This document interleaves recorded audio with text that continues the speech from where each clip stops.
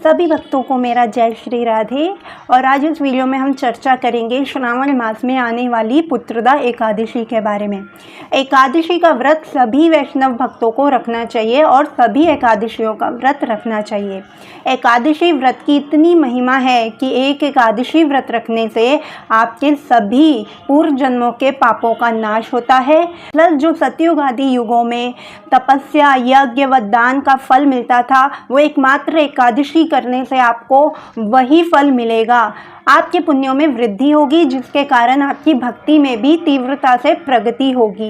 एकादशी का व्रत धर्म, अर्थ, काम, मोक्ष सभी की प्राप्ति करवाता है। वैसे तो साल में 24 एकादशियाँ आती हैं, परंतु अधिक मास में 26 एकादशियाँ होती हैं।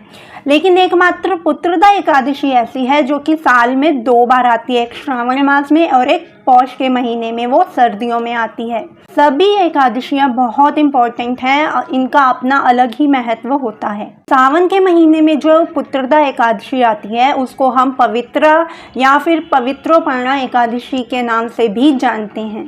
इस एकादशी के व्रत को करने से वाजपेयी यज्ञ का फल प्राप्त होता है, परंतु जिन दंपतियों के संतान नहीं है या फिर उनके संतान को कोई कष्ट आ रहे हैं तो उनके लिए ये व्रत सर्वोत्तम है। उनको ये व्रत ज़रूर करना चाहिए। जिन लोगों ने भी भक्ति, विश्वास और श्रद्धा के साथ पुत्रदा एकादशी का व्रत किया है, उनको संतान की प्राप्ति अवश्य हुई है। तो आइए जानते हैं इस बार पुत्रदा एकादशी कब आ रही है। पुत्रदा एकादशी आ रही है 16 अगस्त दिन शुक्रवार को। अब जानते हैं इसके व्रत की विधि। देखो, जो व्रत के नियम हैं वो सभी के लिए समान होंगे, लेकिन जो संतान प्राप्ति के उद्देश्य से ये व्रत करना चाहते हैं तो बस थोड़ी सी 1-2 चीज़ें एक्स्ट्रा करेंगे। एकादशी व्रत के जितने भी नियम होते हैं वे दशमी तिथि की शाम से ही शुरू हो जाते हैं। तो आपको दशमी तिथि जो 15 अगस्त को शाम के समय, सूर्यास्त के समय, या फिर जो वर्किंग लोग हैं वो 7-8 बजे के करीब अपना भोजन खा सकते हैं, वो भी बिन लहसुन प्याज का। भूल के भी दशमी की शाम को चावल बिल्कुल भी ना खाएं। इसके बाद अगले दिन ब्रह्म मुहूर्त में उठकर गंगा जल से हो सके तो स्नान कीजिएगा। नहाने के पानी में आप गंगा जल मिक्स कर सकते हैं। के बाद पूरे घर में आपको गंगा जल का छिड़काव करना चाहिए और पूजा की तैयारी शुरू कर देनी चाहिए। यदि आपके मंदिर में जगह नहीं हो तो आप अलग से एक चौकी पर भी पूजा की तैयारी कर सकते हैं। हो सके तो पीला वस्त्र जो चौकी पर बिछा लीजिए, नहीं हो सके तो भी कोई बात नहीं। जो व्रत है, भक्ति है, ये सब श्रद्धा का विषय है। इसके बाद यदि आपके पास भगवान श्री कृष्ण के सेवित विग्रह हैं, लड्डू गोपाल जी हैं, युगल जोड़ी हैं या फिर अन्य विग्रह हैं तो आप वो चौकी पर स्थापित कीजिए। यदि आपके पास विग्रह नहीं हैं तो आप फोटो भी ले सकते हैं भगवान श्री कृष्ण की। तो जो सेवित विग्रह हैं उनको आप पंचामृत से स्नान जरूर करवाइएगा। स्पेशली लड्डू गोपाल जी की सेवा आपको इस दिन जरूर करनी है, क्योंकि ये पुत्रदा एकादशी के दिन लड्डू गोपाल जी की जो है विशेष रूप से पूजा आपको करनी चाहिए, जिनके भी घर में लड्डू गोपाल जी हैं। तो जो फोटो रखेंगे तो वो फोटो पे थोड़ा सा गंगा जल का या फिर पंचामृत का छिड़काव कर सकते हैं। और अपने सेवित विग्रह को पीले वस्त्र पहनाइए, नई पोशाक पहनाइए। अगर नई नहीं है तो भी साफ स्वच्छ जो पोशाक है ठाकुर जी को धारण करवाइए या फिर युगल जोड़ी को। इसके बाद धूप, दीप, पीले पुष्प व तुलसी का पत्र जरूर अर्पित कीजिएगा और भगवान के आगे हाथ में पुष्प, जल और कुछ दक्षिणा लेकर संकल्प कीजिएगा। अगर पुष्प वगैरह नहीं है तो आप केवल जल का संकल्प भी कर सकते हैं। और संकल्प करने के समय आपकी जो भी मनोकामना है आप वो भगवान के समक्ष कहिए कि आप इस उद्देश्य से ये एकादशी का व्रत कर रहे हैं। यदि आपकी कोई मनोकामना नहीं है तो भी आप भगवान की प्रसन्नता के लिए कर रहे हैं या फिर अपनी भक्ति में प्रगति पाने के लिए कर रहे हैं, तो उस उद्देश्य से भगवान के आगे कहिए कि मैं इस उद्देश्य मात्र से ये एकादशी का व्रत करने जा रहा हूँ, कृपया मेरे व्रत को निर्विघ्न संपन्न करवाइए। और जो हाथ में आपके पुष्प, जल और दक्षिणा है वो भगवान के समक्ष रख दीजिए। इसके बाद ठाकुर जी को कुछ ना कुछ आप भोग लगाइए। यदि आप मिठाई का भोग लगा रहे हैं और अगर आपका फास्ट है तो आप वो मिठाई मत खाइएगा, आप वो भोग जरूर लगा सकते हैं। माखन मिश्री भी आप लगा सकते हैं या फिर व्रत का कोई भी फलाहार कुछ भी लगा सकते हैं। फल फ्रूट वगैरह कुछ भी आप भोग लगाइए। और इसके बाद एकादशी व्रत की कथा ज़रूर सुनिएगा। एकादशी व्रत की कथा सुनने बिना अगर आपने एकादशी का व्रत किया तो आपको पूर्ण लाभ नहीं मिलता है, और एकादशी व्रत की कथा सुनने मात्र से भी आपको कई पुण्य मिलेंगे। अब यदि जो संतान की कामना से व्रत कर रहे हैं वो ठाकुर जी के समक्ष संतान गोपाल मंत्र या फिर संतान गोपाल स्तोत्र का पाठ करेंगे। आप लोग पुत्रदा एकादशी से लेकर 40 दिन तक हस्बैंड वाइफ दोनों एक साथ हो सके तो करिएगा। संतान गोपाल स्तोत्र का पाठ कीजिएगा। 40 दिन तक आप इसका चालीसा भी कर सकते हैं। संतान गोपाल मंत्र कौन सा है, आइए जानते हैं। ओम क्लीं देवकी सुत गोविंद वासुदेव जगतपते देहि मे तन्यम कृष्ण त्वामहम शरणम गता।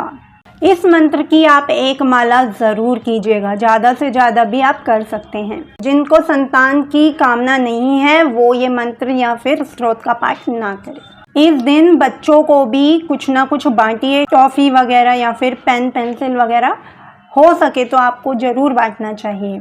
इस दिन तुलसी जी की भी विशेष पूजा करनी चाहिए। यदि आपके घर में नहीं है तो मंदिर में भी कर सकते हैं।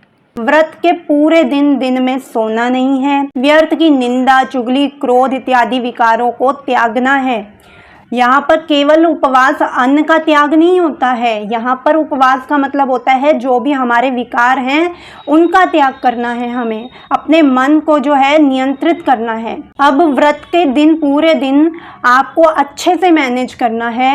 इस दिन आप ज़्यादा से ज़्यादा नाम जाप कीजिए, ज़्यादा से ज़्यादा माला कीजिए, गीता का पाठ कीजिए, पूरा दिन भक्तिमय होकर गुजारिए। अब बात करते हैं क्या खाएं क्या ना खाएं। ये जो व्रत है पूरे 24 घंटे का होता है, तो आप दिन में भी कुछ फ्रूट्स वगैरह ले सकते हैं और शाम को आप फलाहार वगैरह ले सकते हैं जो नवरात्रि में हम खाते हैं, जैसे साबूदाने की खीर, खिचड़ी, कुट्टू, सिंघाड़े की पकौड़ी वगैरह आप ये सब खा सकते हैं जो भी नवरात्रि में आप फूड खाते हैं। लेकिन सेंधा नमक का प्रयोग कर लीजिएगा, क्योंकि आपको जो है एनर्जी जो है भक्ति में लगानी है। अगर आप अन्न छोड़ के बैठ जाएंगे और सारा दिन सोते रहेंगे या थके रहेंगे तो आप भगवान के निकट कैसे जाएंगे? जो भक्ति में कार्य है वो कैसे करेंगे? कि कलयुग में हम इतने कठिन व्रत नहीं रख सकते हैं और हमारी तबीयत खराब हो जाए तो वो व्रत फिर किसी काम के नहीं रहते हैं। तो इससे बढ़िया आप थोड़ा कुछ खा लीजिए दिन में और शाम को भी, तो आप भक्ति के कार्य ज़्यादा से ज़्यादा करिए। उसके लिए हर एकादशी पे ना कुछ स्पेशल भोग भी लगाया जाता है। यदि आप लगाना चाहें तो आप लगा सकते हैं। जैसे कि इस पुत्रदा एकादशी पर सिंघाड़े का भोग लगाया जाता है। आप सिंघाड़े के आटे की पूरी या हलवा भी लगा सकते हैं चाहे तो। सिंघाड़े का भोग लगाने से पुत्रदा एकादशी के दिन अजगर की योनि को कोई व्यक्ति प्राप्त कभी नहीं होता है। शाम की पूजा के बाद दीपदान अवश्य कीजिएगा। ठाकुर जी के समक्ष, तुलसी जी के समक्ष, और आकाश दीपदान। आकाश दीपदान पितरों के निमित्त किया जाता है खुली जगह पे, छत पे, या फिर आप खुली जगह जैसे पार्क वगैरह में कर सकते हैं। अब एकादशी की रात्रि को जागरण की बहुत महिमा है। हरे नाम संकीर्तन कीजिए आप कम से कम 1-2 बजे तक, ना सही 12 बजे तक तो आपको रात को जागकर कुछ ना कुछ कीर्तन या भक्ति आदि की कुछ ना कुछ आपको स्तोत्र वगैरह का पाठ कर सकते हैं। यदि आप हरे नाम संकीर्तन करेंगे तो और भी अच्छा है। रात्रि का जागरण जो इग्नोर करते हैं एकादशी के दिन, वो बहुत बड़ी गलती करते हैं। एकादशी के दिन अगर आप रात्रि को जागरण करते हैं तो एकादशी का कई गुना होकर आपको वो व्रत का फल मिलेगा। अब जो व्रत का पारण है वो अगले दिन जो है पारण समय में किया जाता है।